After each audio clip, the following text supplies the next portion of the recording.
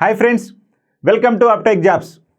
మీరు ఎంతో కాలంగా ఎదురు చూస్తున్న ఆర్ఆర్బి గ్రూప్ డి పోస్టులు వెలువరించడం జరిగింది.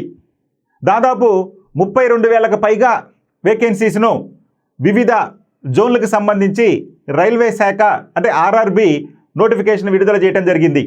మరి ఈ గ్రూప్ డికి సంబంధించి ఎలా ప్రిపేర్ అవ్వాలి, ఏ సబ్జెక్టులు ఉంటాయి, ఏ విధంగా ప్రిపేర్ అవ్వాలి మొదలైన విషయాలను మనం చర్చించుకునే ముందు మన అప్టెక్ జాబ్స్ వారు ఈ ఆర్ఆర్బి గ్రూప్ డికి సంబంధించి ఒక కోర్సుని మీకు అందుబాటులో తీసుకురావడం జరిగింది. ఆ కోర్సు విలువ కేవలం 499 రూపాయలు మాత్రమే. దీని వ్యాలిడిటీ తీసుకుంటే 6 నెలల పాటు వ్యాలిడిటీ ఉంటుంది. మరి ఈ కోర్సులో మీకు అనుకోవచ్చు, వాస్తవానికి ఇది 1,999 రూపాయలు ఉన్నటువంటి కోర్సుని మీకు కేవలం 499 రూపాయలకి ఇస్తున్నాం కదా, అందుట్లో మెటీరియల్ ఎలా ఉండిద్ది ఏంటనేది మీకు సందేహం రావచ్చు. అందుకనే నేను ఇక్కడ మీకు డీటెయిల్గా చెప్పబోతున్నాను. మన ఈ కోర్సులో మీరు ముందుగా చూడండి, దాదాపు 30 గంటలకు పైగా వీడియోలు, అంటే దాదాపు 30 వీడియోలు మీకు అందుబాటులో ఉంటాయి ఫ్రీగా చూడటానికి. ఆ 30 వీడియోస్ చూసిన తర్వాత మీకు నచ్చితే అప్పుడు పర్చేజ్ చేయండి. ఇక మన యాప్ల యొక్క ప్రత్యేకత మీకు తెలుసు కదా, ప్రతి టాపిక్కు సంబంధించి వీడియోలతో పాటుగా మెటీరియల్ని అందిస్తూ టాపిక్ వైజ్గా టెస్టులు నిర్వహిస్తూ ఆ టెస్టులను కూడా ఎక్స్ప్లెయిన్ చేస్తాము. సో అందువలన మనకి మెటీరియల్ ఉంటుంది, వీడియోలు ఉంటాయి, టెస్టులు ఉంటాయి, ఆ టెస్టులను కూడా ఎక్స్ప్లెయిన్ చేస్తాము. ఇదంతా కూడా మన అప్టెక్ జాబ్స్ యొక్క ప్రత్యేకత. మన ఆంధ్ర, తెలంగాణ ప్రాంతాలలో ఈ విధంగా టెస్ట్ నిర్వహించి ఆ టెస్ట్ని ఎక్స్ప్లెయిన్ చేస్తూ వీడియోలు అందిస్తున్నటువంటి ఏకైక యాప్ మన అప్టెక్ జాబ్స్. మరి ఇక్కడ చూడండి, ఇందులో భాగంగా మ్యాథమెటిక్స్ అండ్ అర్థమెటిక్ పార్టు, అదేవిధంగా general intelligence and reasoning part, ప్రతి సబ్జెక్టుకి సంబంధించి క్లియర్గా మీకు ఇవన్నీ కూడా ఇవ్వడం జరుగుతుంది. సబ్జెక్ట్ వైజ్గా టాపిక్ వైజ్గా వీడియోస్ వైజ్గా టెస్టుల నుంచి ఎక్స్ప్లెనేషన్స్. రైట్, ఇక చూడండి, జనరల్ అవేర్నెస్ అండ్ కరెంట్ అఫైర్స్లో భాగంగా మీకు చూడండి, అక్కడ మనకి సిలబస్లో సింపుల్గా general awareness and current affairs అనే ఇచ్చారు. కానీ ఇక్కడ మీకు ఇన్డెప్త్గా కనుక చూస్తే జనరల్ అవేర్నెస్లో భాగంగా మీకు దాదాపుగా 7 నుంచి 8 సబ్జెక్టుల నుంచి ప్రశ్నలు అడిగే అవకాశం ఉంటుంది. అది ఇండియన్ హిస్టరీ కావచ్చు, ఇండియన్ పాలిటీ కావచ్చు, జాగ్రఫీ కావచ్చు, ఎకానమీ కావచ్చు, అదేవిధంగా జనరల్ సైన్స్, ఆల్రెడీ సపరేట్గా జనరల్ సైన్స్ ఇచ్చారు కాబట్టి జనరల్ సైన్స్ అంటే అందులో భాగంగా ఫిజిక్స్, కెమిస్ట్రీ, అదేవిధంగా సైన్స్ అండ్ టెక్నాలజీ, ఎన్వైరన్మెంట్, ఇలా ప్రతి సబ్జెక్టుకు సంబంధించి మీకు వీడియోలు ఇవ్వటమే కాకుండా దానికి సంబంధించిన టెస్టులు కూడా మీకు ఇవ్వటం జరుగుతుంది. ఇవన్నీ కూడా కేవలం 499 రూపాయలకే. మీకు చూడండి, మీరు ముందు ఈ 30 గంటల వీడియోస్ చూస్తేనే మీకు అర్థమైపోయింది. నచ్చితే అప్పుడు పర్చేజ్ చేసుకుందాం. ఓకే, ఇప్పుడు మనం ఈ గ్రూప్ డికి సంబంధించి సిలబస్సు, ఆ సిలబస్ విశ్లేషణ ఏ విధంగా మనం ప్రిపేర్ కావాలో చూద్దాం. ముందుగా మన రిక్రూట్మెంట్ ప్రాసెస్ ఏ విధంగా ఉందో చూద్దాం. జస్ట్ బ్రీఫ్గా రిక్రూట్మెంట్ ప్రాసెస్ ఏంటండి? రిక్రూట్మెంట్ ప్రాసెస్ చూడండి, candidates should apply only through online mode through any of the official website of the RRBs. Multiple applications by a candidate will lead to rejection of all the applications and debarment. So కాబట్టి ప్రతి విద్యార్థి ఒక application మాత్రమే apply చేయాలి. మన దేశంలో ఉన్నటువంటి వివిధ జోన్స్లో ఏ జోన్ నుంచైనా కానీ మీరు అప్లై చేయొచ్చు. సో కాబట్టి ఈ రిక్రూట్మెంట్ ప్రాసెస్ ఏంటయ్యా అంటే ఓన్లీ ఆన్లైన్ ద్వారానే మీరు అప్లై చేసుకోవాలి. ఆన్లైన్ ద్వారానే మీరు ఈ యొక్క ఉద్యోగాలకి అప్లై చేసుకోవాలి. మొదటిది తెలుసు కదా, క్వాలిఫికేషను 10వ తరగతి క్వాలిఫికేషన్ అనేది మినిమం క్వాలిఫికేషన్ 10th క్లాసే. ఇక the recruitment process shall comprise of the following stages. మరి ఈ యొక్క పరీక్షా విధానం ఏ విధంగా ఉంటుంది ఏంటయ్యా అంటే మీకు 4 భాగాలుగా దీన్ని విభజించడం జరిగింది. మొదటి భాగంలో కంప్యూటర్ బేస్డ్ టెస్ట్ అంటాం, దీన్ని సిబిటి అంటాం.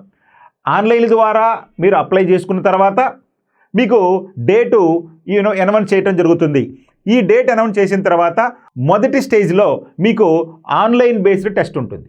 ఇదే మెయిన్ టెస్ట్ అనమాట. సో కాబట్టి కంప్యూటర్ బేస్డ్ టెస్ట్లో మీకు ఈ యొక్క కంప్యూటర్ బేస్డ్ టెస్ట్లో ఆన్లైన్ ద్వారా మీరు ఎగ్జామ్ రాయాల్సి ఉంటుంది. మరి అది మొదటి స్టేజ్. ఇక రెండో స్టేజ్లో ఫిజికల్ ఎఫిషియన్సీ టెస్ట్ ఉంటుంది. ఫిజికల్ ఎఫిషియన్సీ టెస్ట్ శారీరక సామర్థ్యం అంటారు కదా, శారీరక సామర్థ్యం టెస్ట్ ఉంటుంది.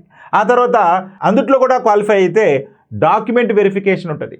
ఇప్పుడు మొదటగా సిబిటి టెస్ట్లో అర్హులైనటువంటి వారిని, ఆ తర్వాత ఒక పోస్ట్కి ఇంతమందిని అని చెప్పి తీసుకొని వాళ్ళని ఫిజికల్ ఎఫిషియన్సీ టెస్ట్ కండక్ట్ చేయడం జరుగుతుంది. ఆ ఫిజికల్ ఎఫిషియన్సీ టెస్ట్లో కూడా క్వాలిఫై అయిన తర్వాత డాక్యుమెంట్ వెరిఫికేషన్ ఉంటుంది. ఇక చివరిగా డాక్యుమెంట్ వెరిఫికేషన్ కూడా పూర్తయిన తర్వాత ఫైనల్గా స్టూడెంట్స్కి ఎవరైతే సెలెక్ట్ అవుతారో వాళ్ళకి మెడికల్ ఎగ్జామినేషన్ ఉంటుంది. సో ఈ 4 స్టేజీలలో మీకు పరీక్ష నిర్వహించడం అనేది జరుగుతుంది. సో మీరు ఆన్లైన్ ద్వారా టెస్ట్ రాయాలి. ఆ టెస్ట్లో మీకు వచ్చినటువంటి మార్కుల ఆధారంగా, మీకున్నటువంటి పోస్టుల ఆధారంగా మీకు ముందుగా ఫిజికల్ ఎఫిషియన్సీ టెస్ట్ నిర్వహించడం జరుగుతుంది. ఆ ఫిజికల్ ఎఫిషియన్సీ టెస్ట్లో క్వాలిఫై అయిన వారికి ఇక డాక్యుమెంట్ వెరిఫికేషన్ ఉంటుంది. ఈ డాక్యుమెంట్ వెరిఫికేషన్ అన్నీ కూడా సక్రమంగా ఉంటే అప్పుడు ఫైనల్గా మెడికల్ ఎగ్జామినేషన్ ఉంటుంది. ఈ మెడికల్ ఎగ్జామినేషన్కి ఎవరైతే పిలిచారో వాళ్ళు ఫైనల్గా సెలెక్ట్ అయినట్టుగా, అంటే వాళ్ళు చివరి స్టేజ్లో ఉన్నట్టుగా గుర్తించాలి. సో ఇది ఈ యొక్క గ్రూప్ డి ఎగ్జామ్ సాధించేటటువంటి విధానంలో ఉన్నటువంటి ప్రాసెస్. అర్థమైంది కదండి. ఆన్లైన్ ద్వారా అప్లై చేసుకోవాలి. మరి అప్లికేషన్లు డూప్లికేట్ అప్లికేషన్లు పెట్టకుండా, మీకు చూశారు క్యాండిడేట్స్ విల్ లీడ్ రిజెక్షన్, అంటే మల్టిపుల్ అప్లికేషన్ అనేవి అప్లై చేయకూడదు. ఇక అలా చేసిన వాళ్ళని రిజెక్ట్ చేయడం అనేది, డీబార్ చేయడం అనేది జరుగుతుంది. ఆ తర్వాత ఆన్లైన్ టెస్ట్ ఇవ్వడం జరుగుతుంది. ఆ ఆన్లైన్ టెస్టే మనం సిబిటి టెస్ట్ అన్నాము. ఆ సిబిటి టెస్ట్ తర్వాత ఫిజికల్ ఎఫిషియన్సీ టెస్టు, ఆ తర్వాత డాక్యుమెంట్ వెరిఫికేషను, ఆ తర్వాత మెడికల్ ఎగ్జామినేషన్. ఇన్ని రకాలైనటువంటి స్టేజ్లు ఉంటాయి ఈ యొక్క గ్రూప్ డిలో ఉద్యోగాలు సాధించడానికి. అర్థమైందండి? ఈ ప్రాసెస్ అర్థమైంది కదా మీకు? రైట్. ఇక ఎగ్జామ్ ఏ విధంగా ఉండదు చూడండి. మరి సిబిటి టెస్ట్ చేసుకున్నాం కదండి, కంప్యూటర్ బేస్డ్ టెస్ట్ అన్నాం కదా. ఈ కంప్యూటర్ బేస్డ్ టెస్ట్ మొదటి స్టేజ్, అత్యంత ప్రధానమైంది ఈ ఎగ్జామ్లో ఇదేనమాట. సో ఈ సిబిటి టెస్ట్కి సంబంధించి, అంటే కంప్యూటర్ బేస్డ్ టెస్ట్కి సంబంధించి మనకి చూడండి సబ్జెక్ట్స్ ఏమేమి ఇచ్చారంటే ఆల్రెడీ సిలబస్లో ఇచ్చిందనే మనం చూస్తున్నాం. సో మొదటగా జనరల్ సైన్స్ ఇచ్చాడు. ఈ జనరల్ సైన్స్ ఎన్ని క్వశ్చన్స్ ఇస్తాడండి? 25 క్వశ్చన్లు ఇస్తాడు. ఎన్ని మార్కులు అంటే 25 మార్కులు. సో జనరల్ సైన్స్ 25 ప్రశ్నలు ఉంటే 20, అంటే ఒక్కొక్క ప్రశ్నకు ఒక్కొక్క మార్కు. ఇక మ్యాథమెటిక్స్, దీన్ని మనం అర్థమెటిక్ అని కూడా అనుకుంటాము. మ్యాథమెటిక్స్ కూడా 25 ప్రశ్నలు ఉంటాయి, 25 మార్కులు. ఇక జనరల్ ఇంటెలిజెన్స్ అండ్ రీజనింగ్, దీన్ని షార్ట్ ఫామ్లో మనం రీజనింగ్ అనుకుంటాము. 30 క్వశ్చన్లు ఉంటాయి, అదేవిధంగా 30 మార్కులు. అంటే ఒక్కొక్క క్వశ్చన్కి ఒక్కొక్క మార్కు కాబట్టి మనకి ఈ 30 ప్రశ్నలు 30 మార్కులు. ఇక general awareness and current affairs అన్నాడు. General awareness and current affairs 20 ప్రశ్నలు ఉంటాయి, 20 మార్కులు. సో 20 ప్రశ్నలు ఉంటాయి, 20 మార్కులు. మొత్తంగా తీసుకున్నప్పుడు 100 ప్రశ్నలు ఉంటాయి, 100 మార్కులు ఉంటాయి. అయితే ఇక్కడ మీకు డౌట్ రావాలి, మరి 100 ప్రశ్నలు 100 మార్కులు కదా, ఎంతసేపు అయ్యా? 100 నిమిషాలు అంటే కాదు, ఇక్కడ మనకి 90 నిమిషాలు డ్యూరేషన్. 90 నిమిషాలు డ్యూరేషన్ అంటే ఎంతండి? గంటన్నర ఎగ్జామ్ ఉంటుంది, అంటే గంటన్నర వ్యవధి ఎగ్జామ్ ఉంటుంది. ఈ గంటన్నరలో మీరు 100 ప్రశ్నలకు సమాధానాలు రాయాలి. 90 నిమిషాలు, 100 బిట్లు, 100 మార్కులు. ఈ విధంగా ఈ 100 మార్కులు ఏ విధంగా డివైడ్ చేశారయ్యా అంటే సైన్స్ అన్నాడు, ఇక్కడ జనరల్ సైన్స్ అన్నాడు. చూడండి ఇక్కడ జనరల్ సైన్స్ అనగానే ఇక్కడ మీకు ప్రధానంగా 3 సబ్జెక్టులు ఇందులో మిళితమై ఉంటాయి. ఏంటయ్యా 3 సబ్జెక్టులు అంటే ఫిజిక్స్, కెమిస్ట్రీ, బయాలజీ. బయాలజీ అంటే బోటనీ, జువాలజీ. ఈ మొత్తాన్ని కలిపి కొన్ని సందర్భాల్లో ఈ సైన్స్లో సైన్స్ అండ్ టెక్నాలజీ మరియు ఎన్వైరన్మెంట్ బిట్లు కూడా వచ్చిన సందర్భాలు ఉన్నాయి. అందుకని మన అప్టెక్ జాబ్స్ యాప్లో ఎన్వైరన్మెంటు అదేవిధంగా సైన్స్ అండ్ టెక్నాలజీ కూడా ఇవ్వటం జరిగింది మీకు ఈ సబ్జెక్టులో భాగంగా. అంటే సైన్స్కి సంబంధించి ఫిజిక్స్, కెమిస్ట్రీ, బయాలజీ, అదేవిధంగా సైన్స్ అండ్ టెక్నాలజీ, పర్యావరణము, సుస్థిరాభివృద్ధి, ఇన్ని రకాలైన సబ్జెక్టులను సైన్స్లో భాగంగా మిమ్మల్ని ప్రశ్నలు అడిగే అవకాశం ఉంటుంది 25 మార్కులకి. ఇక మ్యాథమెటిక్స్, దీన్ని అర్థమెటిక్ అని కూడా అని చెప్పుకున్నాం కదా. మరి అర్థమెటిక్లో ఏ టాపిక్లు ఉంటాయి ఏంటి మనం తర్వాత చూద్దాం. ఇప్పుడు అది 25 మార్కులకి 25 ప్రశ్నలు. జనరల్ ఇంటెలిజెన్స్ అండ్ రీజనింగ్ 30 ప్రశ్నలు ఉంటాయి, 30 మార్కులు. ఇక జనరల్ అవేర్నెస్, ఈ జనరల్ అవేర్నెస్ అండ్ కరెంట్ అఫైర్స్లో ప్రశ్నలు మాత్రం 20 ఉన్నాయి, కానీ మీకు సబ్జెక్ట్ ఎక్కువగా ఉంటుంది ఇక్కడ. ఎందుకంటే కరెంట్ అఫైర్స్ అన్నాడు, జనరల్ అవేర్నెస్ అన్నాడు. ఈ జనరల్ అవేర్నెస్లో భాగంగానే జీకే చదువుకోవాలి, అంటే స్టాక్ జీకే ఉంటుంది. అదేవిధంగా సబ్జెక్టు వైజ్గా హిస్టరీ, పాలిటీ, ఎకానమీ, జాగ్రఫీ ఇవన్నీ కూడా ఇందులో భాగంగా ఉంటాయి.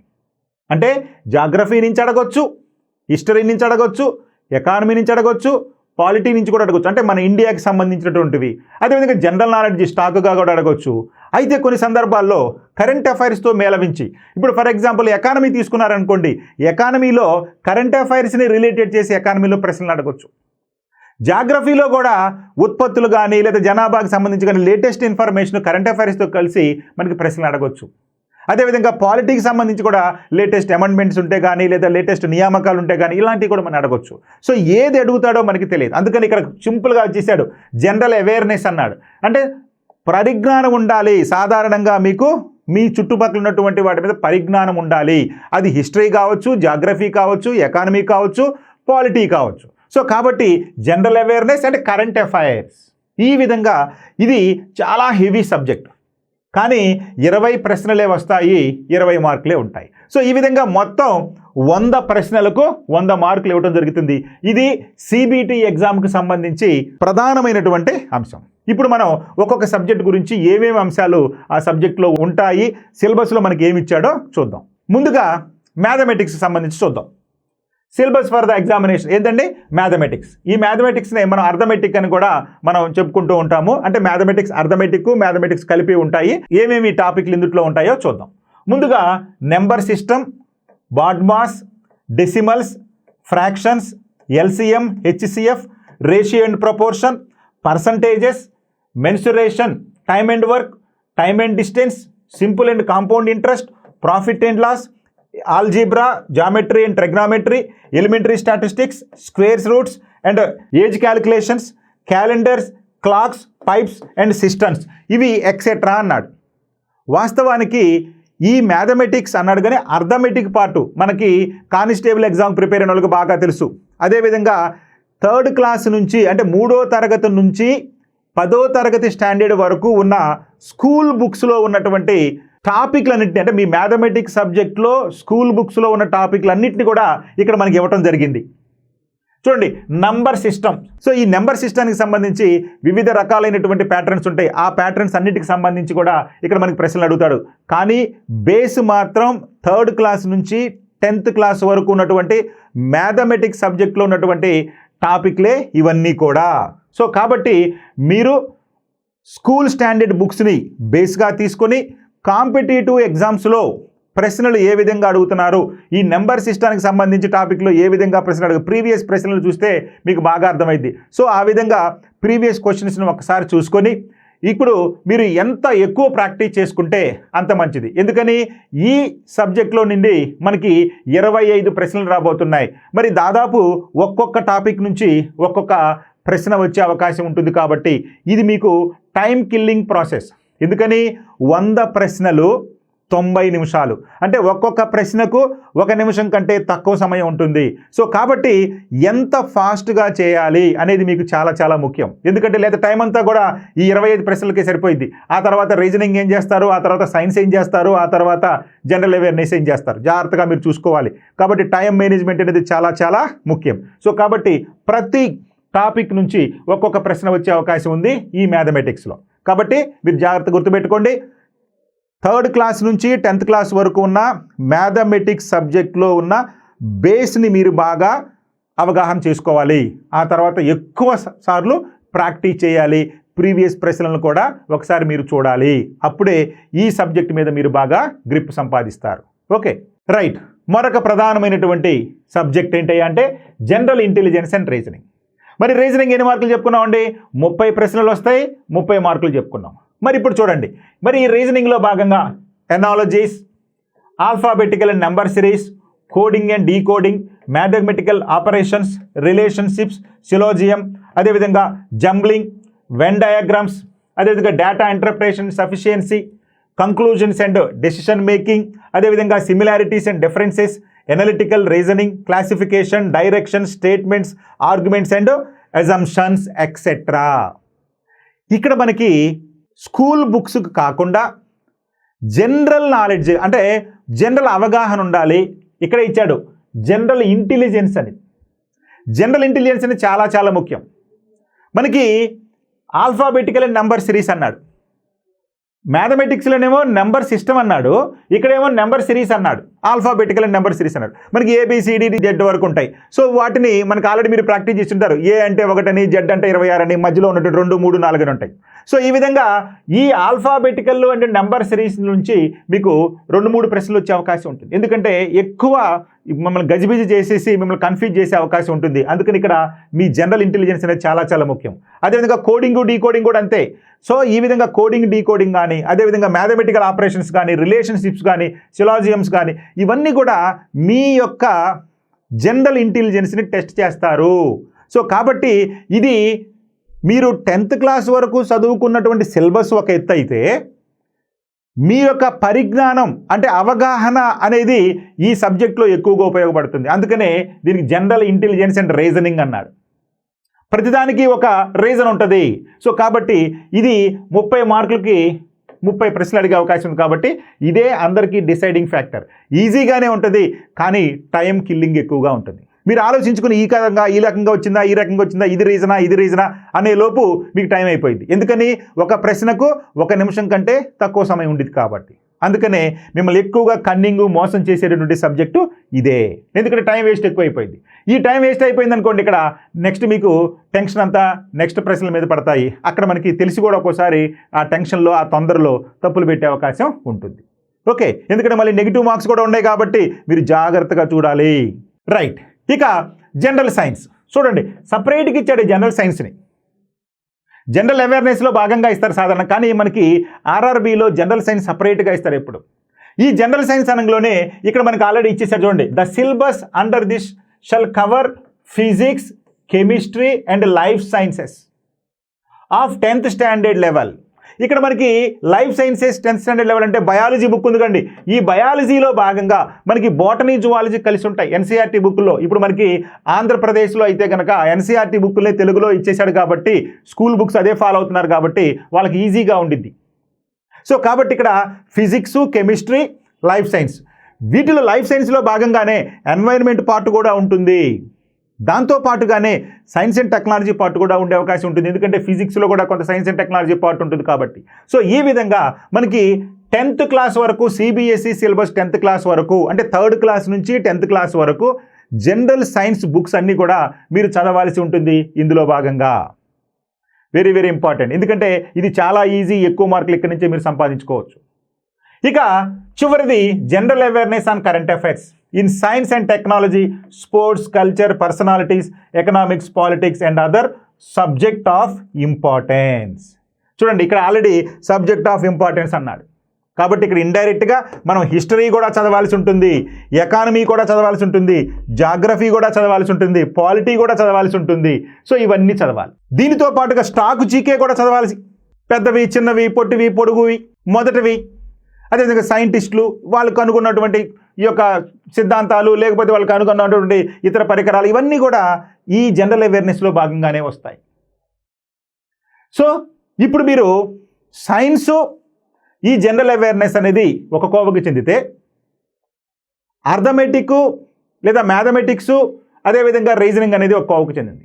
సో కాబట్టి ఈ రెండు డిఫరెంట్గా ఉన్నప్పటికీ ఎవరైతే ఈ 2 సబ్జెక్టులో బాగా గ్రిప్ సంపాదిస్తారో వాళ్ళకే ఎక్కువ మార్కులు వచ్చే అవకాశం ఉంటుంది. ఎందుకని ఈ రెండేమో జనరల్ స్టడీస్కి సంబంధించి, జనరల్ అవేర్నెస్ పాయింట్కి సంబంధించిన అంశాలు. రీజనింగ్, మ్యాథమెటిక్స్ ఏమో మ్యాథమెటిక్స్ గ్రిప్ ఉన్న వాళ్ళకి బాగా ఈజీగా ఉన్నటువంటి సబ్జెక్ట్ అది.